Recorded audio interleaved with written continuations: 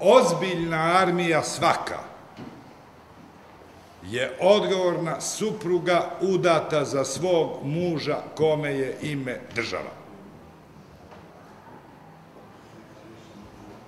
Vojska koju je Dejan služio bila je raspuštenica. Ona o mužu koji se zvao država nije vodila računa.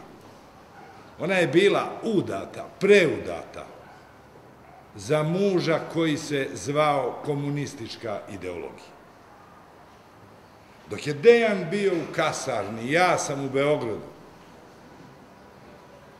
kao lider tada vodeće opozicione stranke, i o tome govorim u knjizi Meta, na jedvite jade, preko svih svojih veza, bio uspeo da se sretnem sa trojicom mladih oficira i tajno da tajnije ne može biti. Dvojica su bili Srbi, jedan je bio Slovenac.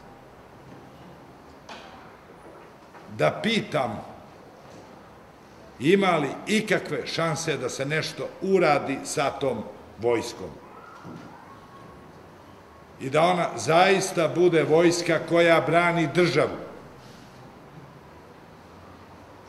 Kazali su, a to je bio jun 90. godine, da nema nikakve šanse.